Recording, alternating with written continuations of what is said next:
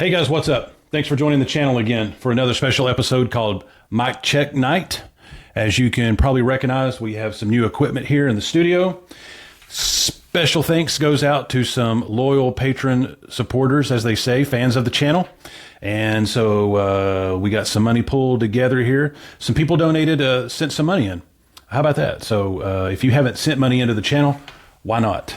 So you can Cash App to the channel here. We'll put it to good use. $ Michael Allen 2000. $ Michael Allen, all lowercase, 2000 as in the year 2000. And so for tonight's special story, did I cover everything? I made notes here.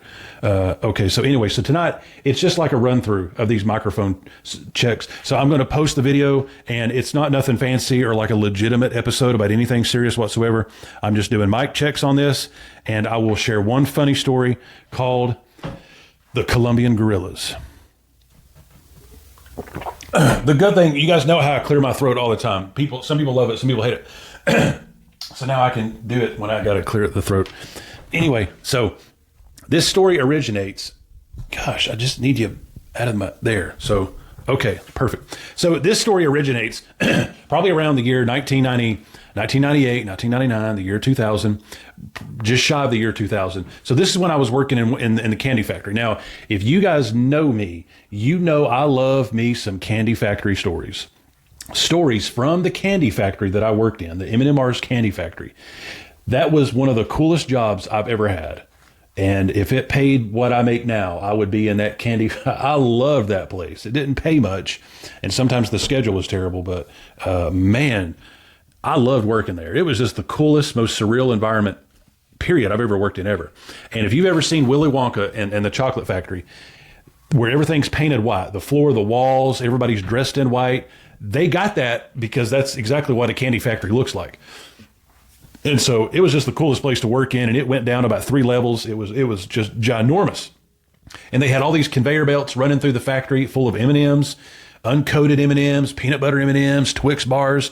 At the bottom of the factory, they had these gigantic, they look like miniature submarines.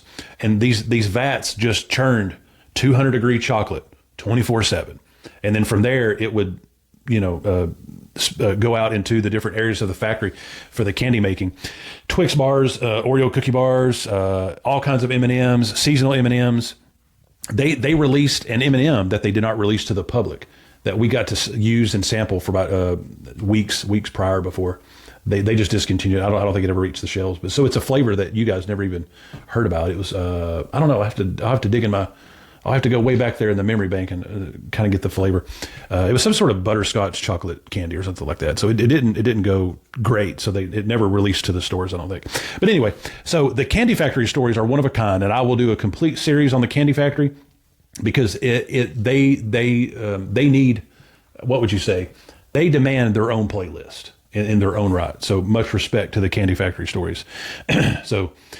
But the Candy Factory, along with several other manufacturing places, I feel like I'm telling the news, and there's probably no news here whatsoever. But so the Candy Factory is one of several manufacturing places here in Cleveland where people get jobs at after high school.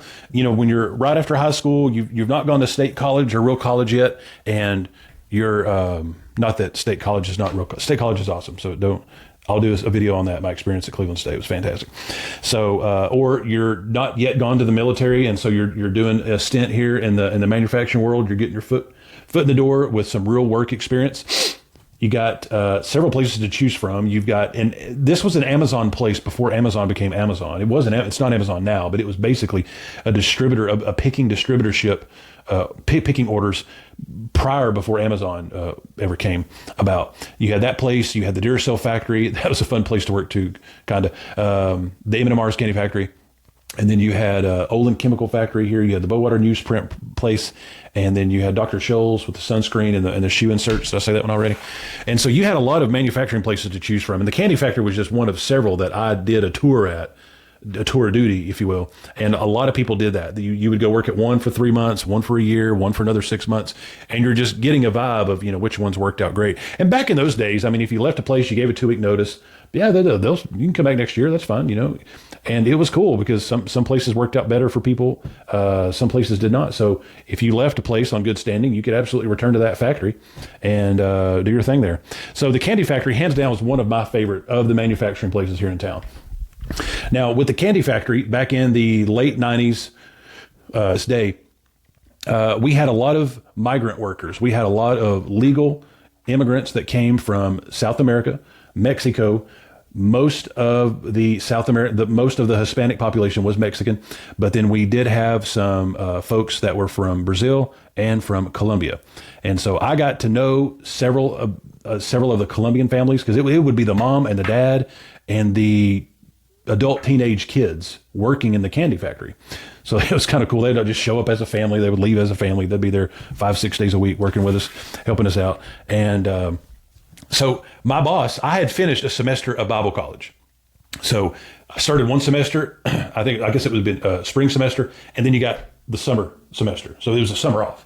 And so I came back to the candy factory because I was on and off there with my jobs and going back and forth to Bible college. So I'd gotten back to work there, and I had finished one or two semesters of Bible college. Now I'm on my break, so I'm now working there full time again, waiting for the next semester to kick up. And my boss says, okay, since you're in college, and nobody else here is in college on the team, I'm going to make you the translator for the Columbians. So I was like, I've been Bible college, you know that, right? So I mean, we're studying the book of Matthew, Mark, Luke, and James, and Colossians. We're not studying Columbian, we're studying Colossians. Well, he didn't care, so he just thought it was funny that I would be the translator, and it was pretty cool. You know, I got to tell my friends and family, hey, I'm a Columbian translator for the M&M's Candy Factory. What are you guys doing after high school? So it was pretty fun. And I had a little Spanish American dictionary in my back pocket. It was probably this size. So it was pretty cool. So anyway, I got to know some of the families that were from Colombia. There's just two of them, I think, that I got to know. And what was interesting is that one of the dads was a full attorney. The other dad was a dentist. And his wife worked at she did some administrative accounts payable work or something like that. The other wife did equally something in the administrative professional support field. But now they're here in the middle of nowhere, Tennessee, working at the candy factory. You know, we're running the forklift, we're transporting M&Ms, we're sweeping up M&Ms, we're cleaning M&Ms, we're working in the chocolate processing plant, we're in the chocolate hot tank room where there's pipes leaking chocolate, we're cleaning that up. It was a super bizarre, cool job. But why are these, of all people, you got attorneys and you got dental hygienists from where in the world is Colombia in the candy factory? And so everybody always wanted to know, why are these people, we're glad they're here. They're great people. We were all one big happy candy family there. But everybody wanted to know, what brings you here from Colombia when you're an attorney? Inquiring minds want to know. So one day I was talking to Mr. Ramirez and I said, hey, what are you guys doing here? What brought you from Colombia? We got to know. Now, if you've been in communication with somebody from the Middle East or somebody from South America, you know how passionate they are when they talk. They're just talking normally. I wish I had that gift, but they are quite entrancing when you get them going on something that they're passionate about. So he proceeds to tell me, and he says, so I ask him, Mr. Maris, what you guys do? What brought you guys from Colombia here, knowing that you're an attorney? Why are you helping me clean up candy and shuttle it to parts unknown on the forklift? What brings you here, brother? And he says, the guerrillas. The guerrillas brought us here. And I just let him talk because I'm positive I didn't hear you say guerrillas. Guerrillas cannot make you leave a country. So he keeps going. So he can tell that I'm just full of unbelief, and I'm just staring at him like this, like, okay, and then he says, yes, Mike, the guerrillas took over our country. The guerrillas took over our neighborhood. The guerrillas took over our streets. The guerrillas ran everyone out of Colombia. And I'm trying to follow the story. And so I'm imagining maybe 10 guerrillas got out at the zoo and just went havoc in their neighborhood or something is what I'm imagining. And they didn't leave. They just kind of stayed there and continued to pillage and loot the place. maybe 10 or 12 gorillas is kind of what I'm imagining in my head, because I can tell he's telling me the truth. Whatever the story is, I can tell they didn't joke much. So I knew he was telling me the truth. And I'm just trying to imagine his story as it's taking place. And so he just continues to say, Mike, the gorillas were murderers. They were vicious. They just kept coming. The gorillas were everywhere. The gorillas were in the street in the morning, in the day, in the nighttime. The gorillas were everywhere. They were runging through offices. They were taking schools. They were taking kids. And I'm just like, holy cow. Well, this sounds like more than 12. This sounds like more than 12 gorillas. This has to be 20, possibly 25 gorillas. And so he kept talking about the gorillas. And he was like, the gorillas, we had to escape. We had to get out of there. There was no stopping the gorillas. The government could not stop the government. And that was in my head. It's like he read my mind, because in my head I'm going, all right, if we have 25 gorillas loose here in America, they're just going to call on some hunters, and that problem's going to be taken care of in about 30 minutes. So they're not going to be ransacking dental offices or legal firms. They're not going to be attacking schools. I know 4 or 5 hunters that's going to eliminate those gorillas respectfully in about 30 minutes if they don't go back to wherever their jungle is or the zoo. That's going to be wiped. That's going to be taken care of before lunchtime. So, but he kind of read my mind, and he's like, the government cannot stop the gorillas. The military cannot stop the gorillas. And I'm just like, oh my God, are you serious? And he's like, yes. And the gorillas, Mike, they were killing us. They were killing the people. They had machine guns. They had guns in the streets. And I'm like, whoa. No gorillas are carrying machine guns in your neighborhood. Yes, they are carrying the guns. Yes, they are carrying the machine guns, and they are just killing anyone that gets in their way. Michael, we all had to leave. We had to leave as soon as possible. We could not stay. And I'm like, and he's not joking. So there were gorillas with machine guns down there in Columbia. And I am only 16, 17 years old. I have no idea that he's talking about the drug cartels. I'm thinking he's describing actual gorillas. And in my head, I'm thinking, at first, I thought this was just a big joke, and I'm on candid camera. But you've seen the videos of these primates being trained in zoos.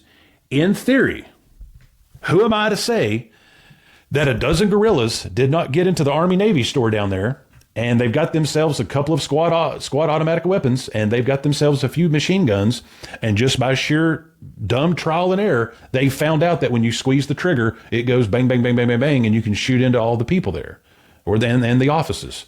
So in theory, it is possible. It's not probable, but it is possible that gorillas can get themselves some machine guns and dummy their way through working them and using them. Yep. And so I guess that could happen. Yeah. And I guess it's happened because Mr. Ramirez is telling me about it. And so I don't know how he broke the news that he was talking about the drug gorillas. That's what you call the cartel down there. Because the entire time the guy had me, my 17-year-old head, 18-year-old head, believing that he was talking about legitimate silverbacks down there with machine guns, dressed in army uniforms, just taking control of the entire city. So, and then he was like, no, the cartel, not real gorillas, Mike, not real gorillas. And I'm like, well, why? You just said the word gorillas like 9,000 times, man. You got me convinced you're talking about real gorillas. So anyway, that's the funny story called the Columbian Gorillas, a candy factory story. They were not real gorillas, but I was imagining the whole time. Have you seen that Mark Wahlberg movie? He's in every other movie, isn't he? And I forgot the name of that movie about the gorillas that literally took over the world. I'll think of it later. But anyway, so I hope these mics are going well, and I hope you enjoyed that story. That's called the Columbian Gorillas. And I'll do more series. I'll just do an entire series on the Candy Factory because it so deserves its own playlist. Anyway, so anytime I hear the word Columbia or gorilla, I immediately think of that story and I chuckle out loud no matter where I'm at. So I hope you enjoy that. I hope you're enjoying the sound on these things tonight. And I think it looks great. I hope it sounds great. And so the backstory here to the microphone. So as you know, when you start a YouTube channel says just make videos. It doesn't matter how terrible they are. So well, that's what I did. So as you can see, the first few they are terrible. They're absolutely terrible. And then so with the microphones that I had, maybe they were about $200 or something like that. It was just this the lapel microphones, and I mean this isn't the Joe Rogan show, for crying out loud. So I didn't think I needed the Joe Rogan microphones, But well, apparently you do if you want to take it serious and sound good. And so big thanks to my buddy, Ben W. Wall up there in Indiana, friend of mine who just said, Mike, if you're going to do something, do it right. Go all out. Spend all the money you can on these microphones and make it look top notch. Now, if you're like me, you're pretty hard headed and you need people in your life to tell you you're an idiot. You need to do this differently. And so I love that. And that's what I need if you're like me half the time. So thanks to Ben. So I've got the money, but I just, if you spent $200 on something, you want it to work for as long as possible. And I thought it was doing okay, but it wasn't. Some people was hearing it in their right ear, not their left ear, or they was really low and they had to crank it all the way up. And so I want the volume to sound good for everybody. So I went and bought new microphones, and these are the top of the line, the Shure. These are the SM7Bs. And this is what you get if you want a legit show on YouTube podcasting. They sound great. I think they look great. Got a new desk, a new table here for the studio. It's bigger than what I need, so it probably looks like it's extending out 12 feet. It's not, but it looks great too. I don't want you to have it, so I'm not going to tell you where I got it from. If you Cash App, I'll tell you where I got it from. So that's going to be a special subscriber secret if you want to know where I got this table from. It's fantastic. So tonight during mic check, does everybody hear this one okay? And then I'm going to use this one here too. This is for the guest speaker. When we have a special guest come on the show, this will be a microphone too. Hope it's checking out okay. I've got some sort of amplifier monitor that you have to buy when you use these, and so I'm just making sure the green lights light up. If it's in red, it's too much. So don't need to go red there. But I think these are super cool. But it's hard. They're in your way kind of, so you kind of have to mess with them all the time. And see you guys on the next channel or video or whatever we do. See you guys next time. Thanks for watching.